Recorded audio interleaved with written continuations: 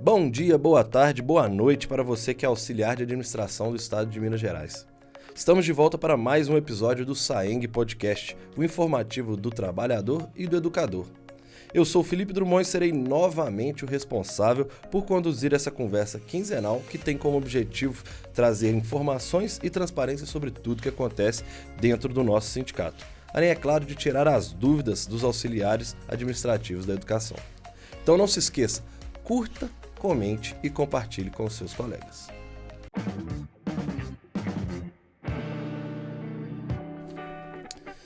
Chegamos ao nosso 15º episódio de 2025 e no programa de hoje vamos falar de um assunto extremamente importante para todo mundo, o Setembro Amarelo.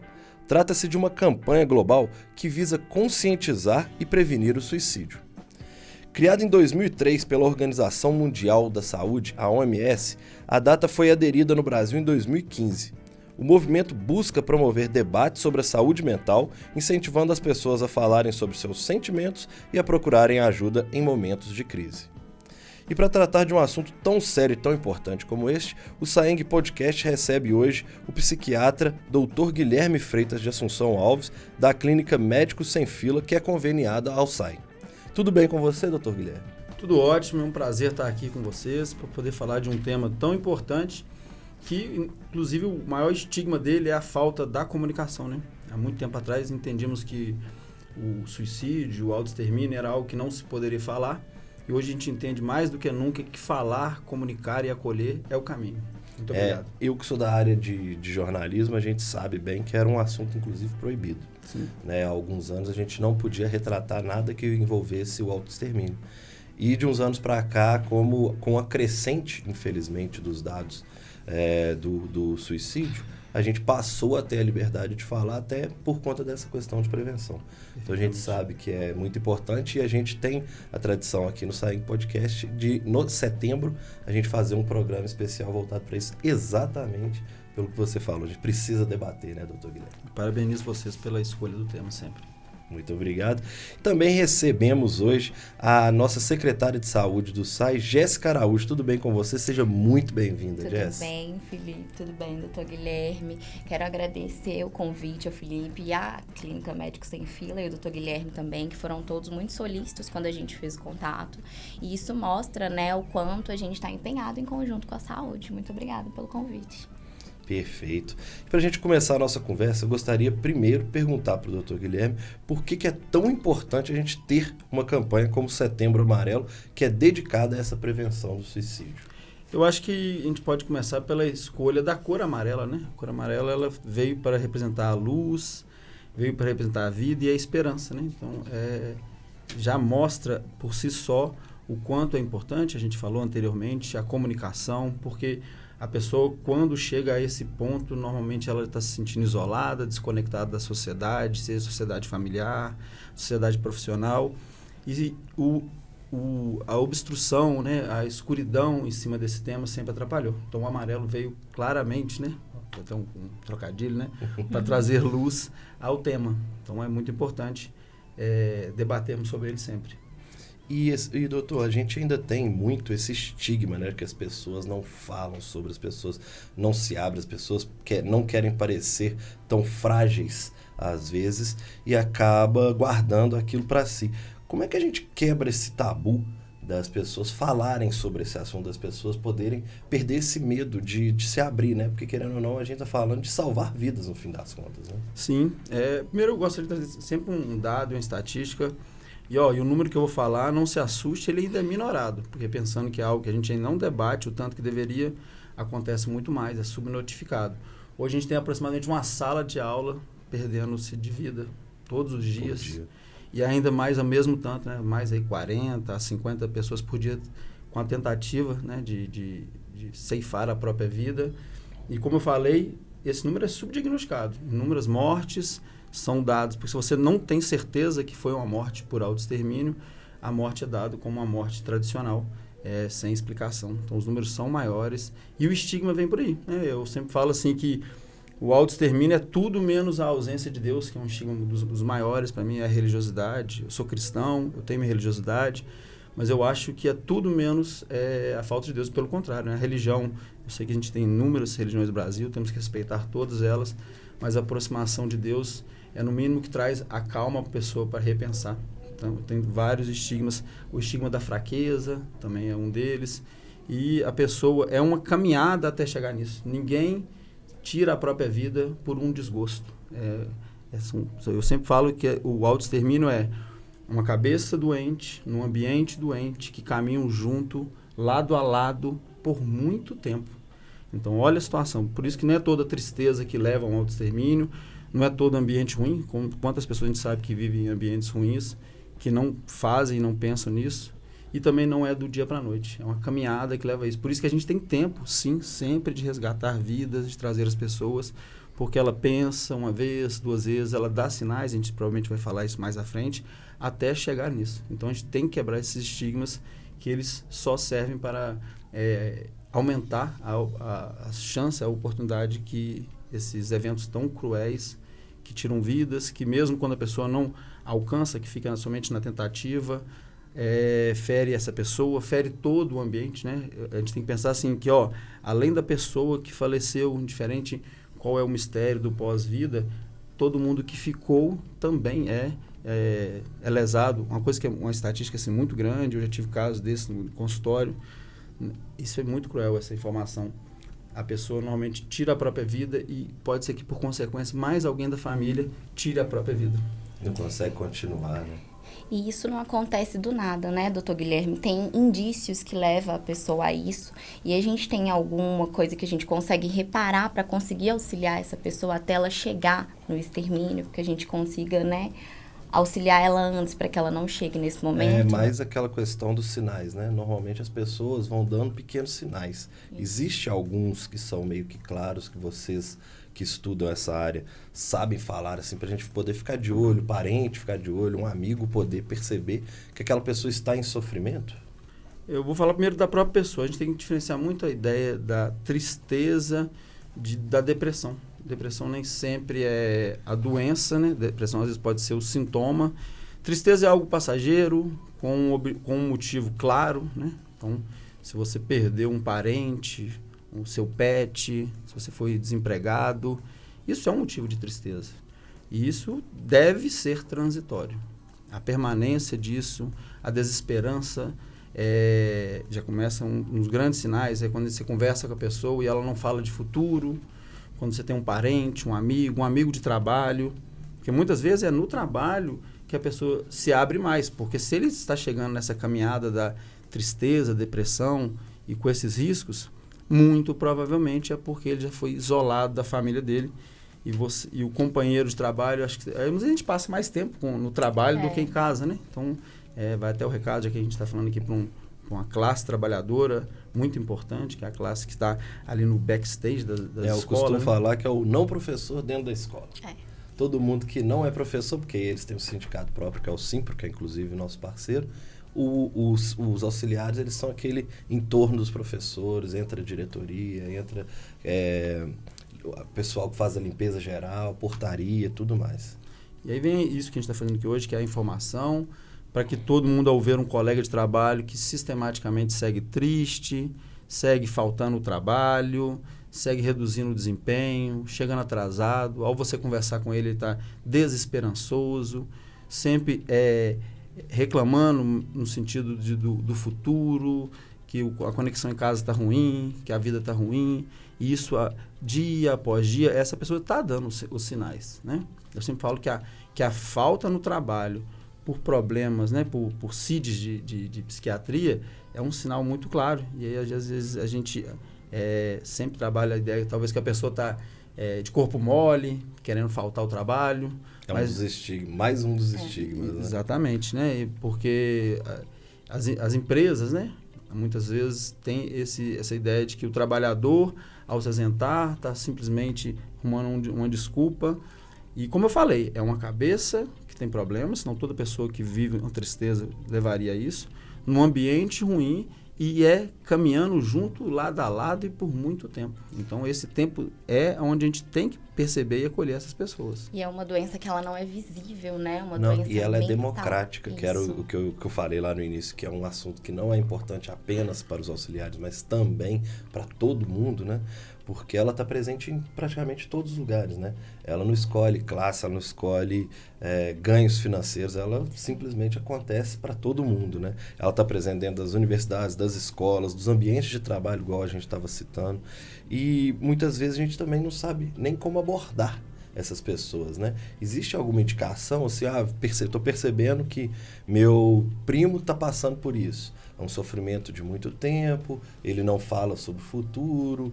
Existe uma maneira que você consegue indicar, assim, uma facilidade maior da gente conseguir conversar até com pessoas próximas da gente? Eu acho que o acolhimento é o mais importante nessa hora, né? Porque, normalmente, quem vai estar acolhendo não é um profissional. Então, talvez tecnicamente ele não está preparado. Mas até a gente profissional sabe que nessa hora, não é hora de apontar o dedo, não é hora de falar vamos, né? Eu sempre falo assim, quando eu solto alguma frase meio coach para meus pacientes, eu vou falar, não é basta querer, o querer é importante, mas essa pessoa nessa hora, o querer já foi-se embora, por isso que a gente fala em desesperança. E ao invés de a gente apontar o dedo, em falar em fraqueza, simplesmente só levante, não, acolha a pessoa. Se você acha que ela tem que ir, vá ao lado dela. Nesse momento é muito importante a gente deixar a pessoa falar, entender ela, trazer a esperança, já que ela está desesperançosa. Então, acho que é muito mais acolher, ouvir e perceber os sinais, porque existem até... fora os próprios serviços de urgência, de hospitais públicos e privados, né? Existem serviços especializados, né? A gente está falando aqui da cidade de Belo Horizonte, né? Aqui o antigo CAPS se tornou Sersan, né? Então a gente tem Sersan em todas as regionais, eles são 24 horas.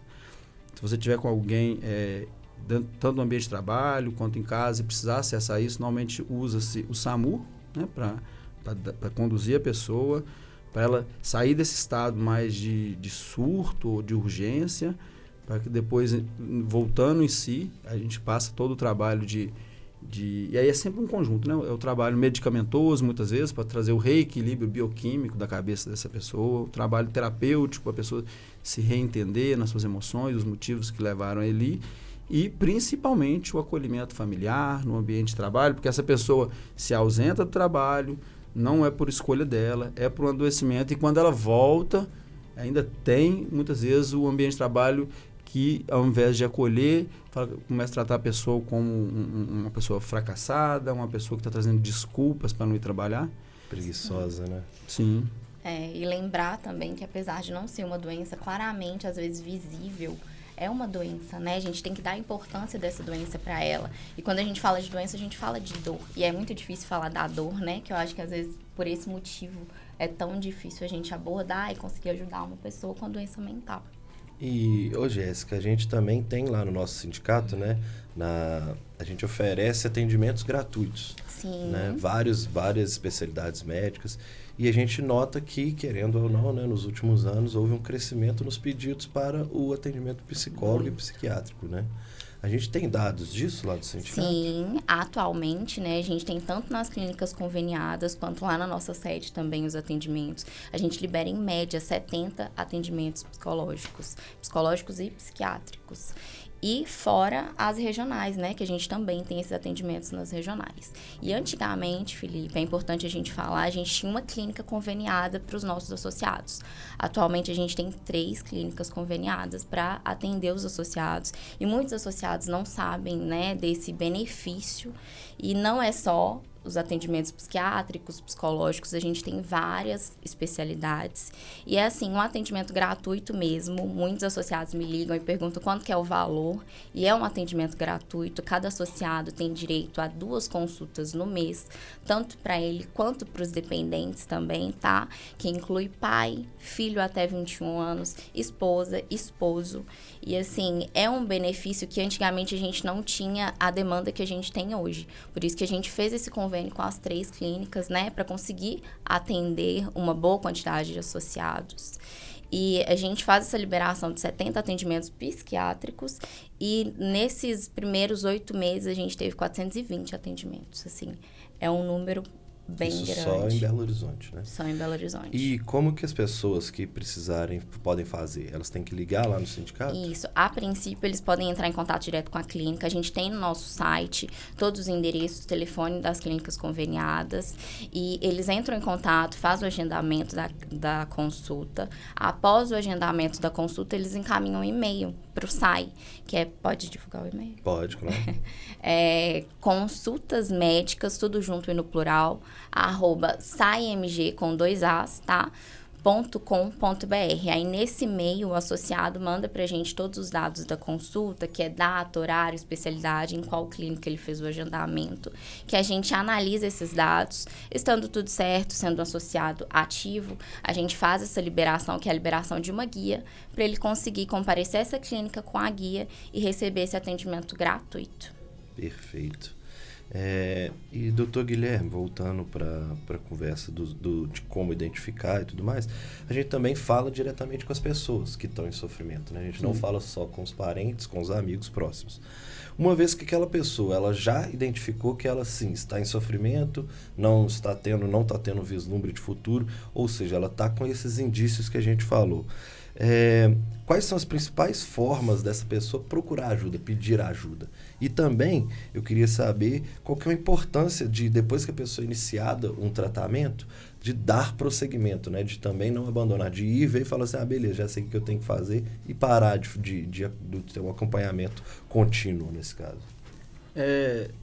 Pegando o gancho que a nossa amiga falou e trazendo uma informação assim, muito importante, o quanto há necessidade de ainda aumentar a rede de apoio, né? Hoje eu sou médico do SUS, aqui da Prefeitura de Belo Horizonte, sou referência em psiquiatria na Regional Leste, atendo na Clínica Popular Médicos Sem Fila, que aqui estou o convite dela, e também atendo na clínica particular.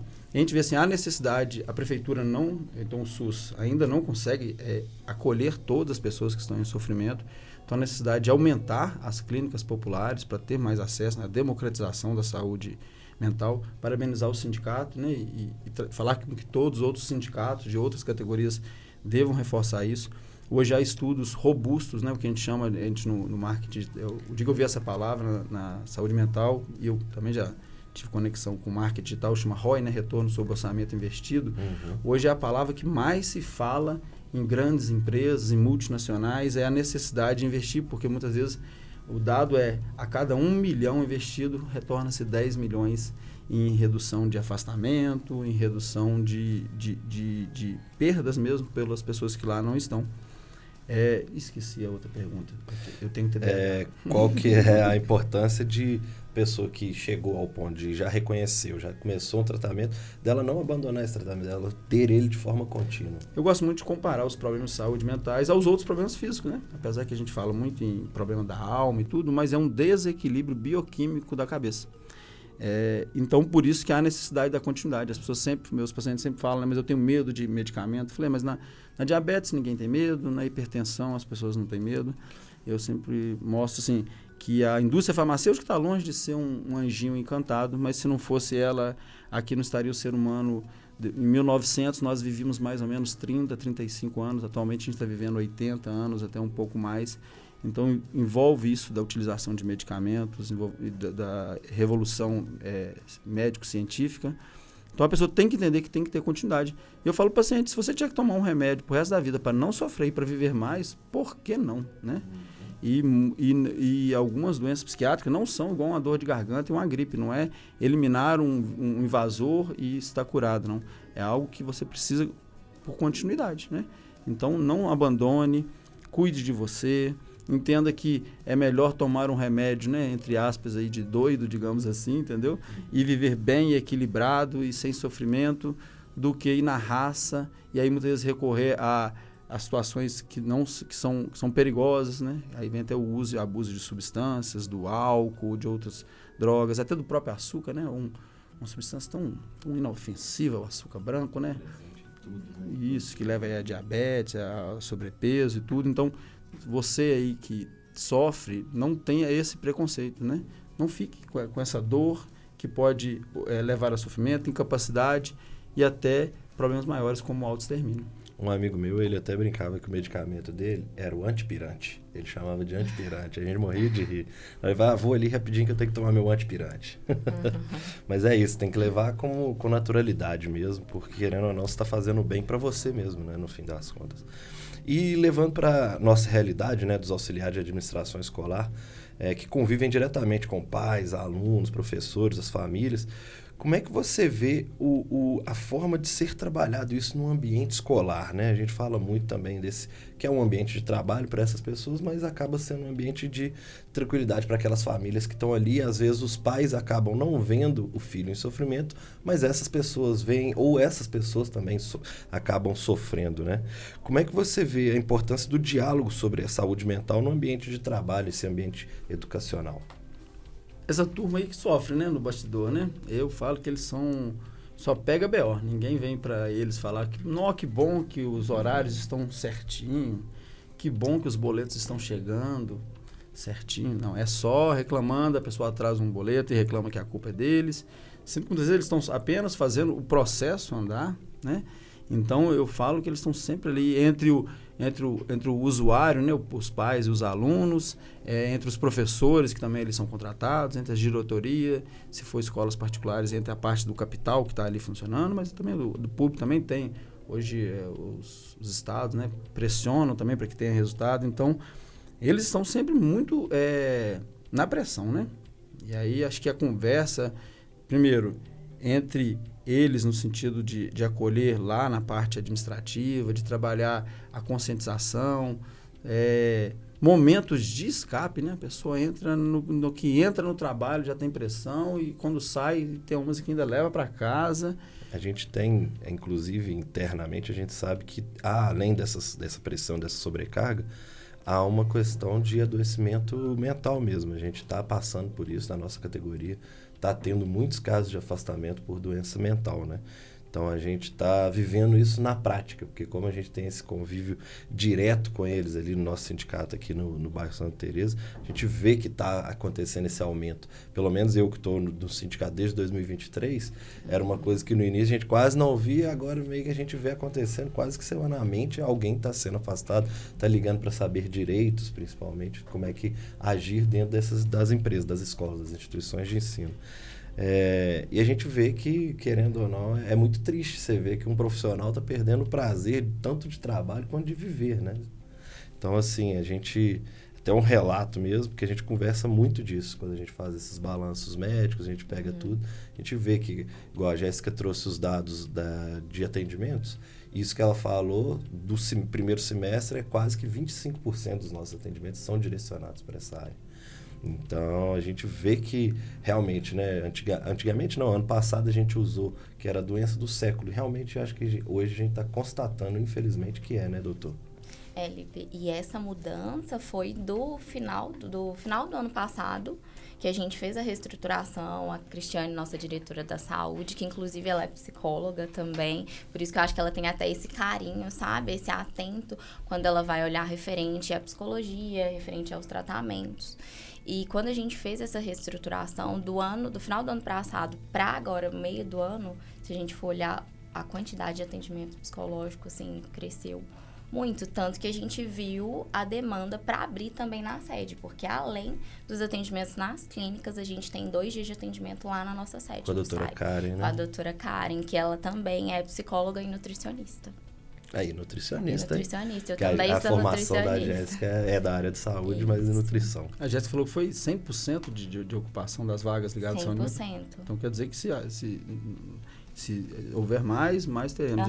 Uhum. Eu sempre falo da grande discussão, será que estamos adoecendo mais ou se a melhor informação está fazendo as pessoas procurarem mais, né? Então, eu acho que tem muito essa quebra de tabu.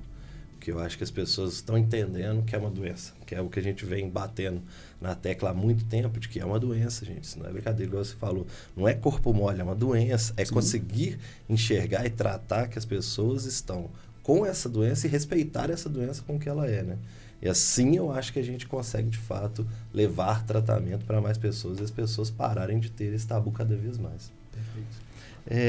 Doutor, para a gente também ir encaminhando para o nosso final, eu queria que o senhor deixasse uma mensagem para os profissionais, né, principalmente da área de educação, que é o nosso sindicato, e também esse fato, né, deles cuidarem uns dos outros e também cuidarem dessa relação dentro das escolas com as crianças e também com os adultos, porque, querendo ou não, as escolas particulares, os ensinos particulares adentram universidades e faculdades também. Eu acho que primeiro a ideia é coletiva, né? Acho que as pessoas têm que cuidar uma das outras. Amanhã, infelizmente, pode ser você que vai precisar do acolhimento. Então, não trate um companheiro de trabalho como uma pessoa fracassada, que está dando desculpa. Vamos tornar os ambientes de trabalho mais leves. Eu sei que muitas vezes são ambientes corporativos, de resultados, mas isso adoece cada vez mais. Mas eu gosto muito também de trazer o recado. Normalmente não é para quem já está lá na parte extrema. Então, aqui antes, né? Na prevenção, eu falo assim, pratique o egoísmo do bem. O que é o egoísmo do bem? Cuide de você, senão você não vai cuidar das outras pessoas. Eu falo que na história lá do avião caindo, né? A gente primeiro coloca a máscara em quem? Na gente mesmo, né?